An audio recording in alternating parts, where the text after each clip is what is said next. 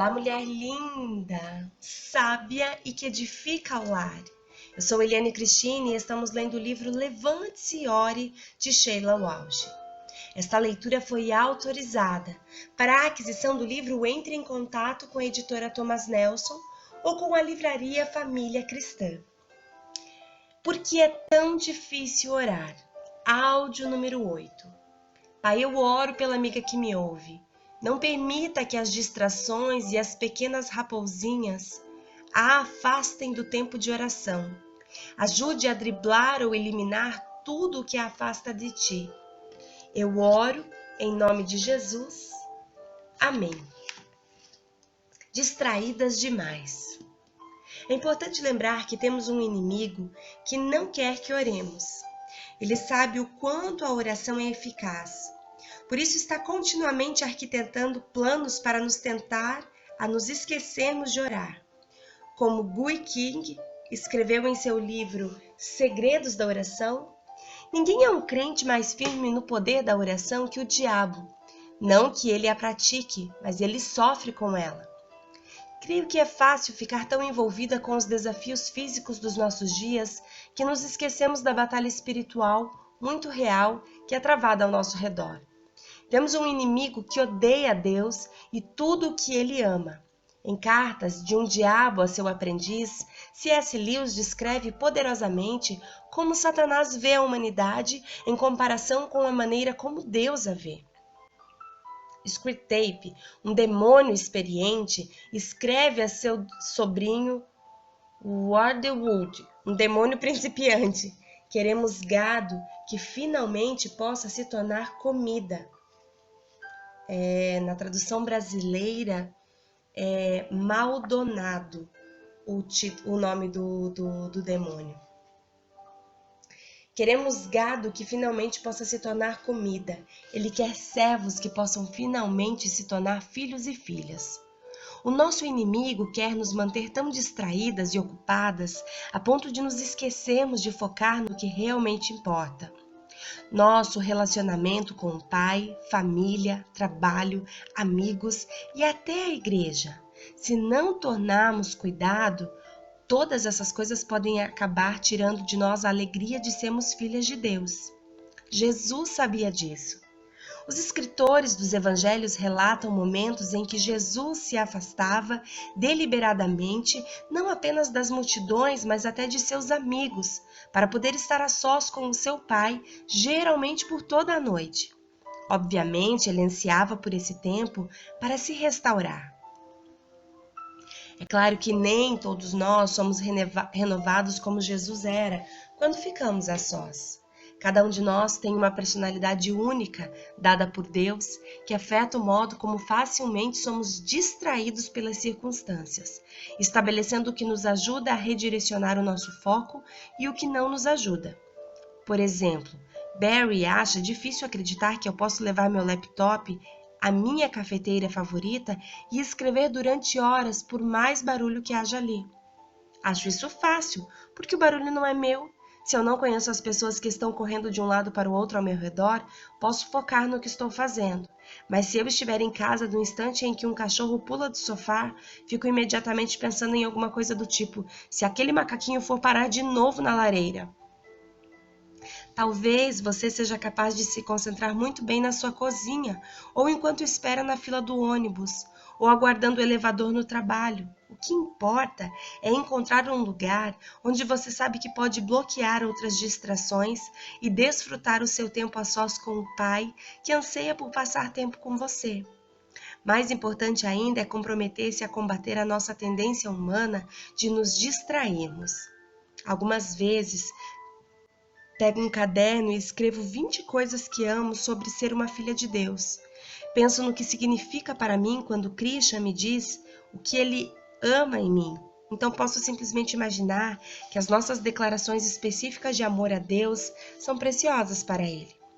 Um dos últimos acréscimos à minha rotina diária é sair para o quintal dos fundos no primeiro momento da manhã e dizer: bom dia, Pai. Obrigada porque Tu me amas hoje e nada do que aconteça comigo ou por minha causa será uma surpresa para Ti. Seja meu Pai ao longo deste dia. Lembre-se de que o inimigo está procurando ativamente nos impedir de cumprir com as nossas tarefas de oração. Uma coisa é ter um local para orar, e outra é decidir conscientemente usá-lo todos os dias. O mesmo Deus que ressuscitou Jesus dos mortos espera por você ali. Que convite! Não tenho certeza se Deus está ouvindo. Às vezes achamos difícil orar porque não temos certeza se Deus está nos ouvindo. Foi isso que um homem, ele parecia ter seus 40 anos, era bem-sucedido, casado, com filhos, me disse certa vez quando lhe perguntei por que ele achava que Deus poderia não estar ouvindo. E ele respondeu que não podia haver nenhuma evidência de que Deus o enviara, de que Deus o ouvira. Diz que esteve na igreja durante a maior parte de sua vida, mas que recentemente vinha se perguntando se alguma coisa do que acreditava era realmente verdade. Para ser sincera, ele não está sozinho. Ouço preocupações semelhantes em muitos e-mails e cartas que recebo. E se eu estiver apenas enganando a mim mesmo quando penso que Deus está realmente me ouvindo? Que prova tenho de que minha oração faz qualquer diferença? Com tudo o que está acontecendo no mundo, por que Deus se importaria com as minhas preocupações? Creio que Deus ouve algumas pessoas e não outras. Não creio que eu seja uma das pessoas especiais de Deus. Se Deus está realmente ouvindo, eu não deveria ser capaz de sentir sua presença? Creio que um dos nossos maiores desafios em oração é sentir a presença de Deus. Vivemos em uma era das sensações, em que somos bombardeados por anúncios de soluções rápidas e drogas milagrosas que afirmam melhorar a nossa aparência e fazer com que nos sintamos melhor. A disciplina da oração não oferece soluções fáceis para as feridas e as preocupações da vida, e, em geral, não há qualquer sensação física. Portanto, é tentador acreditar que a oração não vale o tempo gasto. Mas a oração não se propõe a oferecer uma solução simples, e sim a ser um lugar onde possamos levar as nossas preocupações e colocá-las aos pés de Jesus. Quando abordamos as nossas petições dessa maneira, elas se tornam não apenas um tempo para testar a resposta de Deus, mas uma oportunidade para liberar as ansiedades da nossa vida. A porta na parede. Sim, é difícil orar. É muito mais fácil passarmos o nosso tempo livre abatidas e assistindo à televisão do que seguindo o exemplo de Cristo e nos afastando do barulho e das distrações para termos um tempo a sós com o nosso Pai. Todo cristão tem experimentado as dificuldades de uma vida de oração intencional, mas quando insistimos em ver a oração como um desafio, como uma parede entre nós e Deus, e nos afastamos derrotados, saímos levando os mesmos fardos com os quais chegamos. Em vez disso, precisamos imaginar que há uma porta nessa parede, como o maravilhoso guarda-roupa de C.S. Lewis que levou Lucy até Nárnia, em O Leão, a Feiticeira e o Guarda-Roupa. A oração é o nosso escape deste mundo. Como eu já disse, a oração não é uma obrigação ou algo no qual seremos testados no fim de cada semana. É o nosso tempo de engatinharmos para o abraço do nosso Pai e de lançarmos a nossa ansiedade sobre Ele. Jesus nos disse que neste mundo teríamos muitos problemas, mas que não deveríamos ter medo porque Ele o venceu. João capítulo 16, versos 33. É apenas quando somos capazes de calar os ruídos externos e internos que nos lembramos de todas as suas promessas grandiosas feitas a nós. A oração não é algo que pertence à nossa lista de tarefas a realizar, mas sim à nossa lista de necessidades para viver. Será triste se, quando finalmente comparecermos diante do Senhor e Ele nos perguntar: "Você apreciou a jornada?" Dissermos: "Sim, mas eu teria apreciado mais se as minhas malas não fossem tão pesadas." Ó Deus, dá ouvidos à minha súplica e não te escondas do meu clamor. Ó, escuta e responde-me, enquanto inquieto e cansado suspiro. Quem me dera ter asas como a pomba, pois então voaria para longe e buscaria o descanso que tanto amo, onde os problemas não podem mais desanimar. Ó alma, clama a Deus o dia inteiro, o Senhor para a tua ajuda aparecerá. À noite, pela manhã e ao meio-dia, ora humildemente, e Ele a tua petição ouvirá. O teu fardo agora lança sobre o Senhor, e Ele a tua fraqueza susterá. O justo que confia na sua palavra, impassível para sempre permanecerá. Paráfrase do Salmo 55, autor desconhecido. Uau! É interessante que a autora nesse áudio vai citar o livro de C.S. Lewis, a Carta de um Diabo a seu Aprendiz.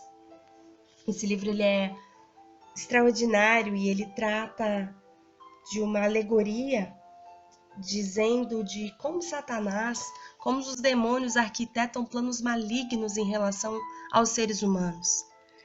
E o quanto eles são maquiavélicos em coisas do nosso dia a dia para se interpor no nosso tempo com Deus, no nosso relacionamento com as pessoas, onde tudo nos conduz a nos afastar da presença e daquilo que glorifica a Deus. A nossa vida, nós fomos chamados por Deus e estamos em uma batalha. E isso é claro, pois o livro de Efésios, no capítulo 6, versículo 10, Paulo vai declarar a respeito da armadura do cristão, onde nós devemos estar revestidos dessa armadura. Nós precisamos nos revestir de armas que são poderosas para militar contra as armas do inimigo. Nós somos então chamados para viver uma vida de comunhão com Deus.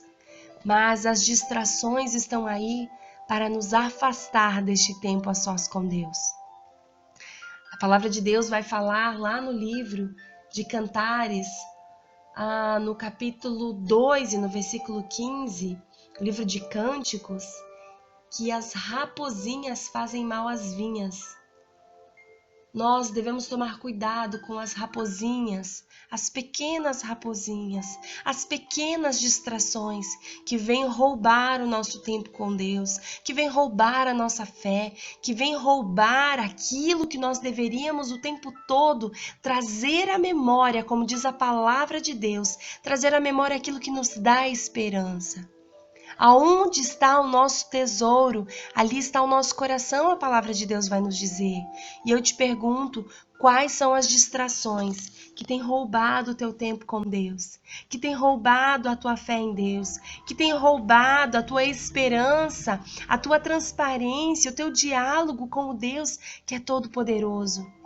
Se você puder, eu sugiro que você drible essas raposinhas.